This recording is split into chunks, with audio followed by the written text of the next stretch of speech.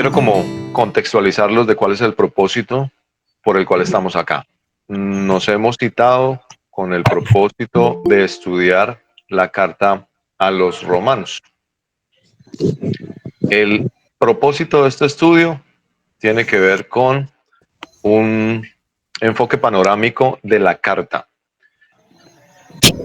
Ese enfoque panorámico nos va a ayudar a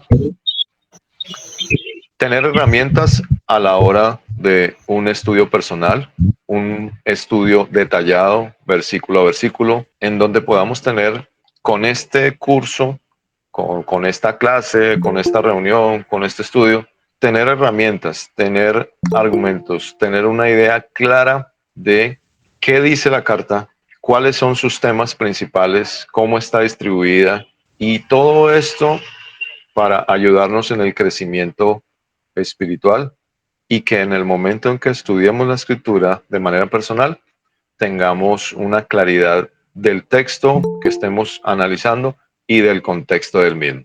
Lo otro que debemos tener en cuenta es que el bloque o el tiempo que vamos a utilizar es máximo 1 hora. La frecuencia que vamos a tener es cada 15 días. Recordemos que esto es una secuencia. Vamos a hacer un estudio sistemático con visión panorámica. Vamos a ver la estructura de la carta, las generalidades de la carta, el objetivo de la carta y los temas principales que tiene esta carta a los romanos. En ese orden de ideas, vamos a ver que no vamos a entrar en el detalle de los versículos como tal. Sin embargo, en el desarrollo del tema, si alguno tiene alguna inquietud puntualmente, puede tomar nota y transmitirla. Si podemos, la resolvemos en el mismo momento para que todos los demás podamos aprovechar esa inquietud y ser edificados. Vamos a empezar con alguna información que es importante para darle un marco a la carta como tal. Son algunas generalidades que son básicas, pero que también son importantes. Vamos a hablar del autor y de la fecha. Esta carta, por el capítulo 1, versículo 1, nos damos cuenta que el autor es Saulo. Si ustedes abren sus Biblias, van a poder encontrar allí que dice Pablo, siervo de Jesucristo, llamado a ser apóstol, apartado para el Evangelio de Dios. Entonces, el autor de la carta es Pablo, antes llamado Saulo. Saulo, como todos podemos saber, o para la mayoría puede ser muy conocido, él era un judío de la tribu de Benjamín. Hay algunas citas que no vamos a consultar para poder ir avanzando. Esta primera parte no nos vamos a concentrar tanto en la escritura. Sin embargo, vamos a poner como referencia algunas citas. Usted, si quiere, las puede tomar y las puede leer después de manera personal. Saulo o Pablo, judío de la tribu de Benjamín, así se presenta en Filipenses 3, capítulo 5, en Romanos 11, versículo 1. Además de eso, sabemos que también era ciudadano romano, nacido en Tarso, en la provincia de Cilicia. Eso lo podemos ver en Hechos 22, 25 y el 22, 3. Asimismo, él era un fariseo, hijo de fariseo. Hechos 22, 3 también lo menciona. Él era miembro de la secta más estricta de los fariseos y eso lo leemos en Hechos 26, 5, donde él está haciendo su defensa y él narra su conversión, ¿Qué es todo eso? qué era lo que pasaba antes y qué pasaba o qué pasó después de eso. Se narra su conversión camino a Damasco. Hechos 9, un capítulo muy conocido, del 17 al 20, ahí lo podemos encontrar. También, al parecer, durante sus primeros años, o sus primeros específicamente sus 3 primeros años, recibió la revelación sobre el evangelio que predicó durante toda su vida. Eso lo podemos ver en Gálatas capítulo 1, versículos 15 al 18, donde él está diciendo cómo fue que sucedió que él recibió ese evangelio que él va a desarrollar en la carta a los romanos. Esta carta narra, detalla y define de una manera amplia, pero también profunda, el Evangelio de la gracia de Dios. Ya lo vamos a ir viendo. Ahora vamos a ver la estructura de la carta de manera general para que empecemos a tener una idea de por dónde vamos a ir en el desarrollo de este estudio. También es posible que Pablo haya escrito Romanos en la ciudad de Corinto, antes de salir de Macedonia, durante su tercer viaje misionero. Eso lo leemos en Romanos 16, el versículo 1 y el 23. Es posible que Pablo haya escrito Romanos en Corinto. Al parecer, esto ocurrió en los que permaneció en Grecia, es decir, en Corinto. Todo esto que estamos diciendo se puede ver en Hechos 20, del 2 al 3.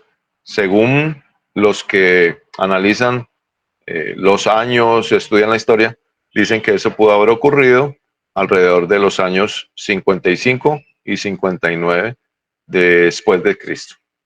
Según se cree también, Romanos no fue la primera carta que escribió el apóstol Pablo. Algunos dicen que la primera carta que escribió fue a los hermanos de Tesalónica. Romanos también es la carta donde se expone, y este es el punto más importante antes de entrar ya en materia, se expone sistemática y profundamente el Evangelio como en ninguna otra carta.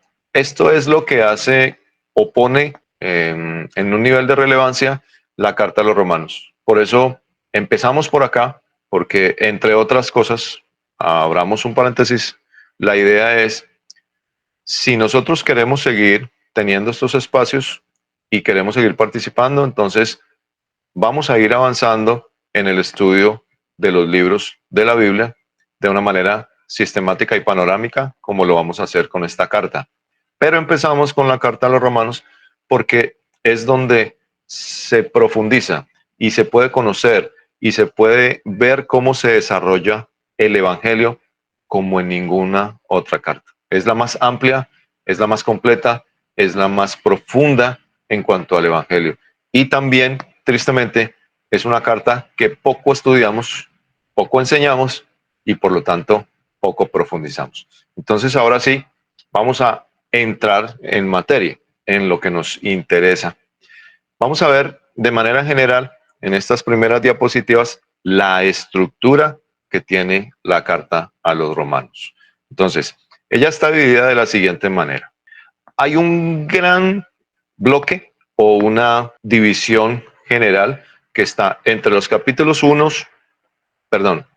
1 y el capítulo 11, que se enfoca en la doctrina, en la enseñanza del Evangelio como tal.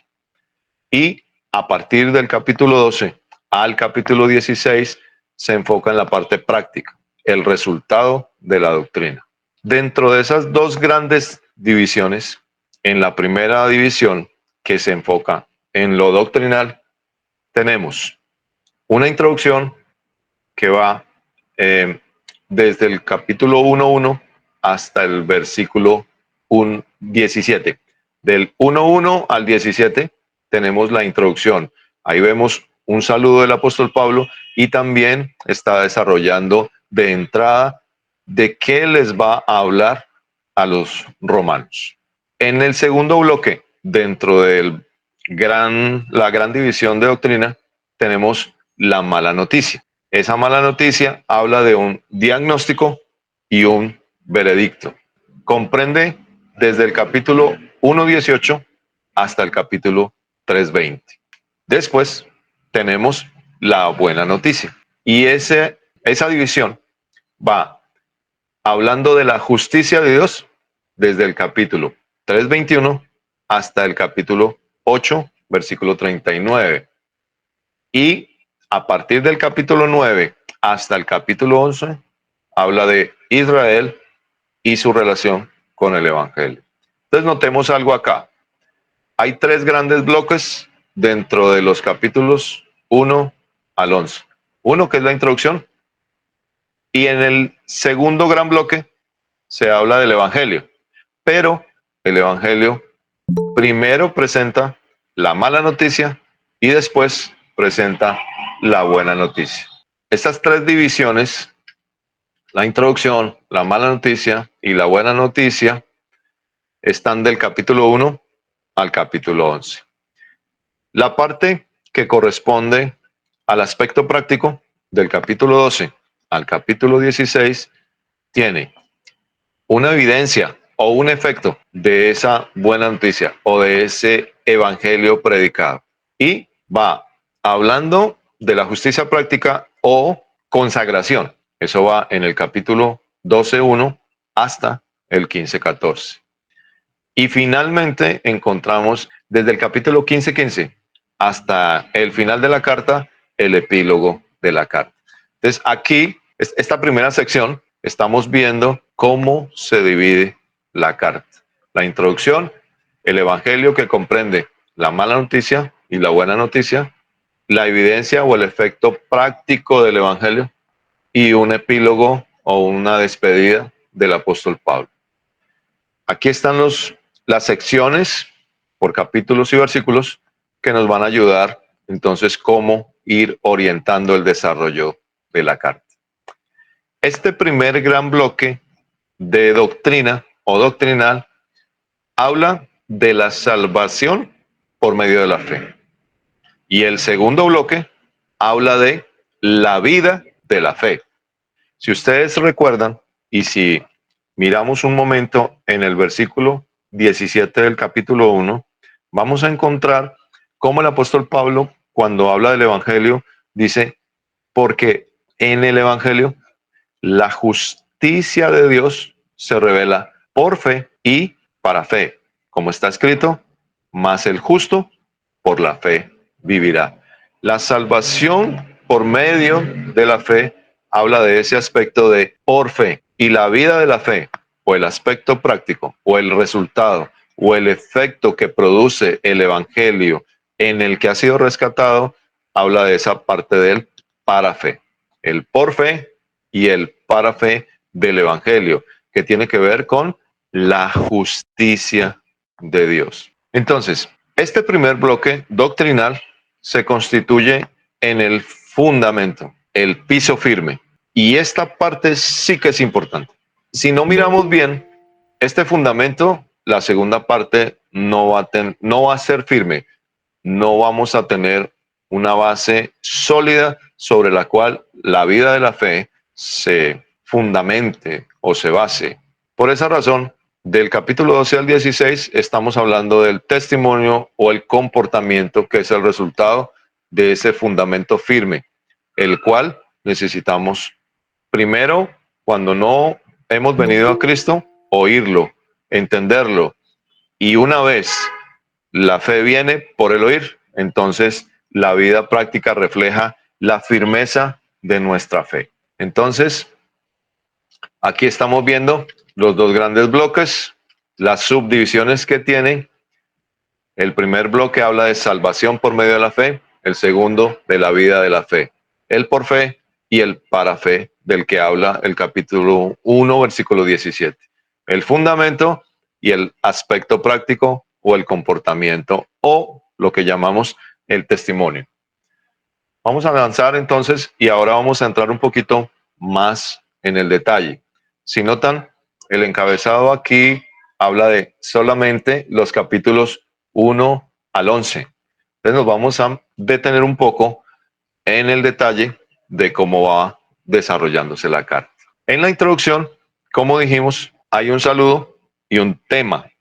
Pablo está de manera introductoria desarrollando o enfocando el propósito de la carta.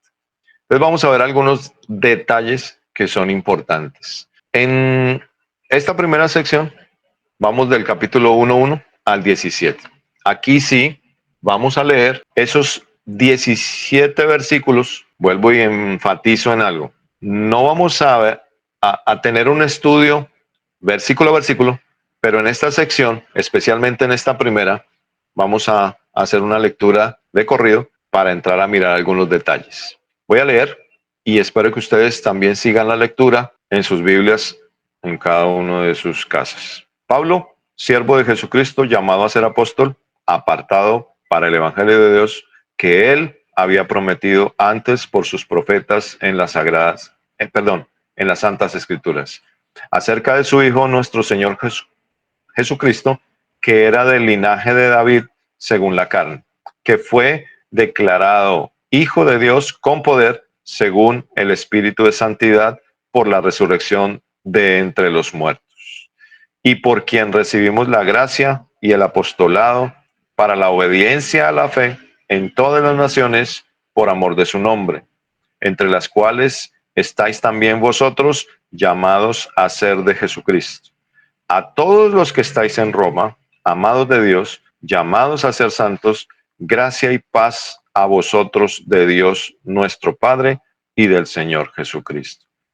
Primeramente doy gracias a mi Dios mediante Jesucristo con respecto a todos vosotros, de que vuestra fe se divulga por todo el mundo, porque testigo me es Dios, a quien sirvo en mi espíritu en el Evangelio de su Hijo, de que sin cesar hago mención de vosotros siempre en mis oraciones, rogando que de alguna manera tenga al fin, por la voluntad de Dios, un próspero viaje para ir a vosotros, porque deseo veros para comunicaros algún don espiritual, a fin de que seáis confirmados. Esto es, para ser mutuamente confortados por la fe que nos es común a vosotros y a mí. Pero no quiero, hermanos, que ignoréis que muchas veces me he propuesto ir a vosotros, pero hasta ahora he sido estorbado, para tener también entre vosotros algún fruto como entre los demás gentiles. A griegos y a no griegos, a sabios y a no sabios, soy deudor. Versículo 15. Así que, en cuanto a mí, pronto estoy a anunciaros el Evangelio también en Roma, el Evangelio también a vosotros que estáis en Roma. Ahí viene el versículo 16 y 17.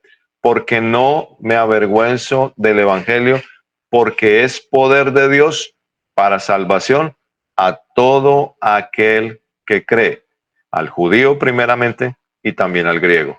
Porque en el Evangelio la justicia de Dios se revela por fe y para fe, como está escrito, mas el justo por la fe vivirá.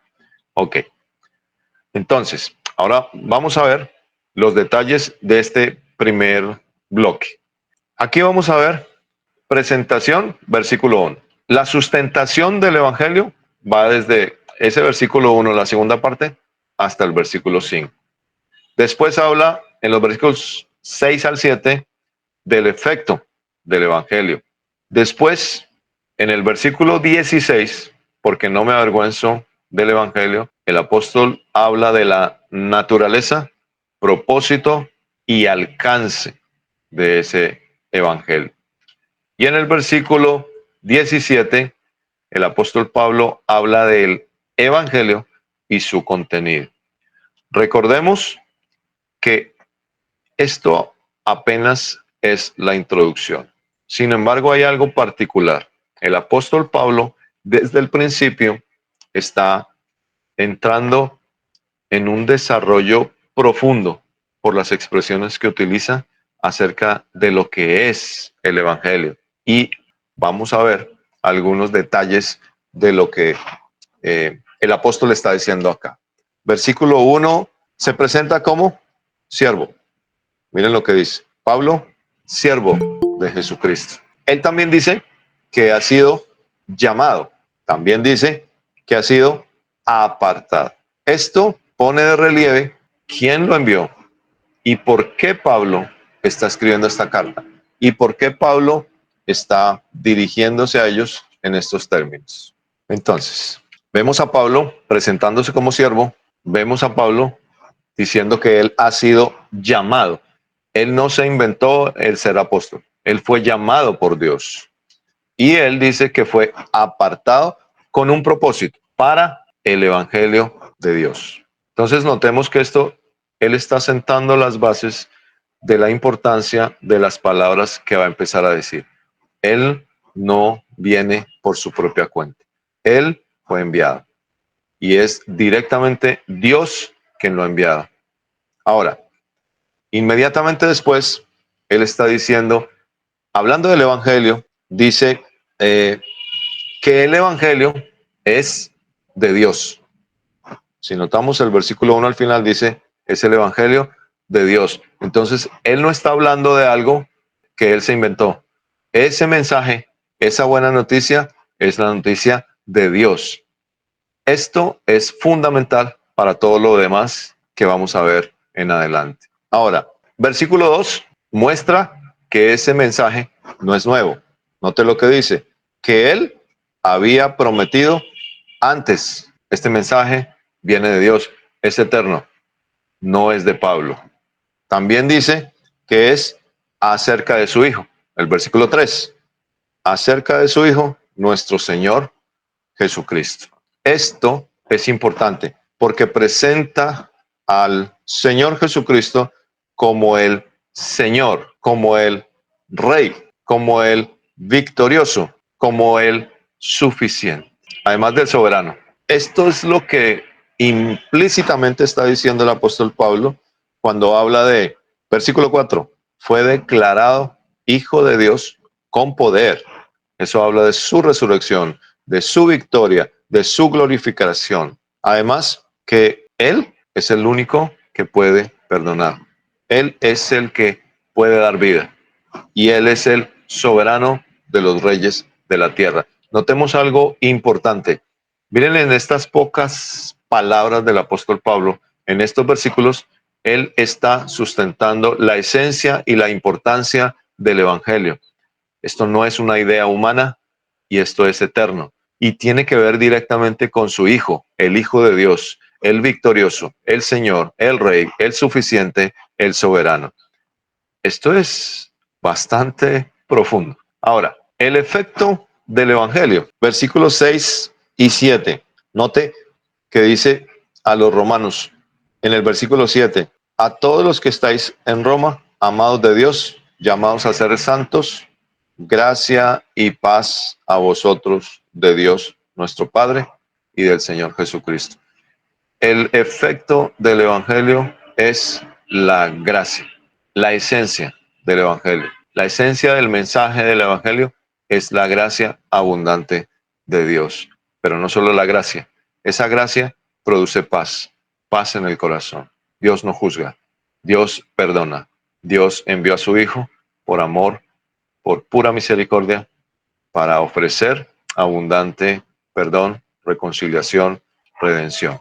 Notemos esto. El Evangelio no es solo para predicar a los incrédulos, también debe ser predicado a los salvos por gracia. Versículo 15, dice Pablo, así que, en cuanto a mí, pronto estoy a anunciaros el Evangelio también a vosotros que estáis en Roma. Esta carta está dirigida a creyentes. Si lo notamos, el versículo 6 está diciendo que los romanos están entre aquellos que han sido llamados a ser de Jesucristo. Eran creyentes y Pablo les está presentando el Evangelio puro, profundo, real. Entonces, el Evangelio no es simplemente hablar acerca de que el Hijo de Dios vino, murió, fue sepultado, resucitó, sino que el Evangelio tiene una profundidad tal como Dios es profundo e insondable. El Evangelio tiene un efecto eterno. El Evangelio es tan grande que no lo alcanzaremos a ver en su total dimensión. Por esa razón, nuestra tarea tiene que ver con meditar, conocer, crecer y profundizar en lo que realmente es el Evangelio. Ahora, ya vimos el saludo. Ahora sí, vamos a entrar al tema. Miremos algunas cosas importantes con relación al tema. Estamos hablando entonces ahora del versículo 16 y del versículo 17. En el versículo 16 vemos la naturaleza, el propósito y el alcance del Evangelio.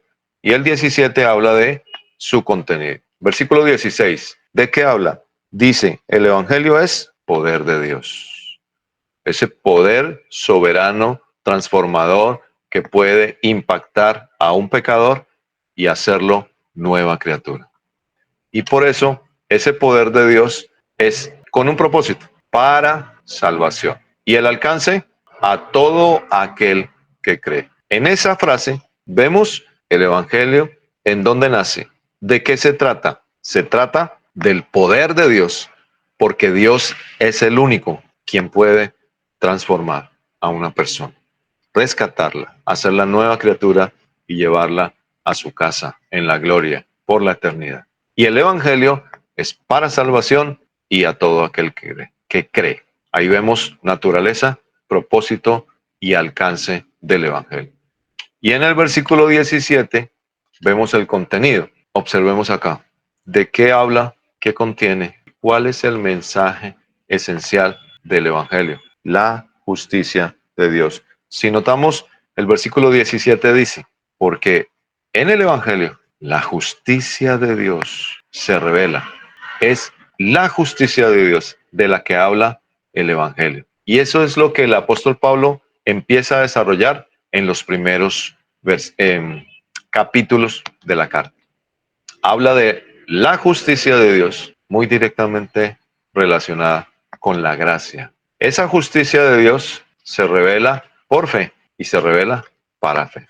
Cuando el Evangelio o en el Evangelio se predica, se presenta la justicia de Dios y alguien por la gracia de Dios tiene esa revelación de entender lo que es la justicia de Dios, eso produce fe. Eso es para vivir por fe. Eso transforma la vida. Y por eso es tan importante entender de qué se trata el Evangelio, qué contiene y cómo debe ser presentado a cualquier persona. Entonces, notemos cómo aquí vamos viendo los cimientos de la carta. A partir de acá, el apóstol Pablo empieza a desarrollar la doctrina del Evangelio, empezando, como vimos hace un momento, hablando de la mala noticia. Si vemos, aquí estamos viendo que en los capítulos del 1:18 hasta el 3:20, vamos a ver cómo Pablo empieza a hablar del diagnóstico y veredicto de el estado de la mala noticia. Ahora, ¿por qué la mala noticia? Porque el hombre primero tiene que darse cuenta de su condición. Y esa condición versus la justicia de Dios produce convicción. Entonces, notemos cómo, y aquí esta es una sección mucho más grande, no la vamos a leer, pero sí vamos a ver cómo desde el 1:18 hasta el 3:20 empieza a desarrollarse la descripción de cómo Dios ve la humanidad. ¿Cuáles son los tres tipos de personas que Dios ve? En primer lugar, vamos a ver en los el capítulo 1, básicamente, hasta el final del capítulo 1, vemos la idolatría. Un hombre idólatra. Ya vamos a ver algunos detalles acerca de eso. Después, en el capítulo 2, se describe a un hombre moralista. Ya vamos a ver un poquito en qué consiste esto. Y después, al final del capítulo 2, o más bien del 17 hasta el capítulo 3, versículo 8, se describe al judío. Estos tres tipos de personas son las que existen en el mundo. O hay idólatras, o hay moralistas, o judíos. Todos entramos dentro de una de esas categorías. Entonces, esto se ve desde el 1:18 hasta el 3:8.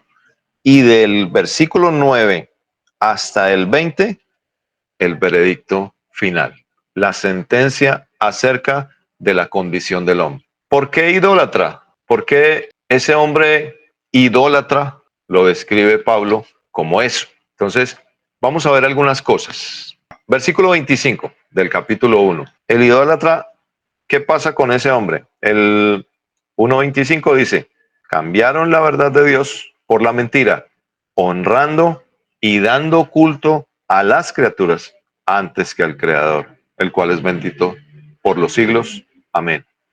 Cambiaron, eso es una característica, cambiar la verdad de Dios por la mentira. Eso implica no darle honra a Dios, pero sí darle honra al hombre, más que a Dios. Poner en primer lugar al hombre y Dios puede esperar. Eso de entrada ya implica ser idólatra. Eso se describe y usted lo puede ver en detalle, cómo el hombre voluntariamente desafió deliberadamente la autoridad y la gloria de Dios. Eso lo podemos ver, por ejemplo, en el versículo 19, porque lo que de Dios se conoce les es manifiesto, pues Dios se lo manifestó. Y el 21 dice, habiendo conocido a Dios, no le glorificaron como a Dios, ni le dieron gracias, sino que se envanecieron en sus razonamientos y su necio corazón, como resultado, fue entenebrecido. Voluntariamente, Dios se reveló. El hombre conocía a Dios por medio de la creación, pero aún así no le honró y prefirió envanecerse, llenarse de sus propios argumentos, de sus propias teorías, para seguir su propio camino, lejos de Dios. Entonces notemos cómo el versículo 21 dice, no reconocieron a Dios. En el mismo versículo 21 se alimentaron de sus propios pensamientos. El 22 se ve cómo se hicieron a sí mismos más sabios que Dios.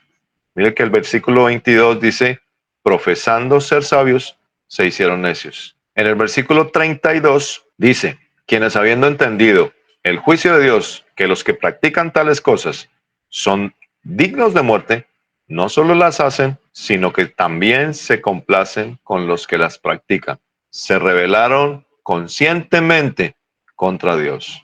Y el versículo 23 y 25 muestra cómo cambiaron la gloria y la verdad de Dios por la gloria del hombre. El 20, por eso dice, no tienen excusa. Pero eso es lo que caracteriza al hombre idólatra. Y eso, obviamente, si usted mira los demás versículos que están allí, están muy relacionados con inmoralidad, con un camino disipado, con incluso, ahí lo describe, la homosexualidad, cambiar el uso natural por el que es contra naturaleza. Hoy en día no es diferente. La situación actual manifiesta la realidad de la palabra de Dios y cómo lo que Dios dice es tal cual como Él lo dice. El mismo hombre, con su comportamiento y su estilo de vida, le da la razón a Dios. Entonces, aquí la consecuencia de eso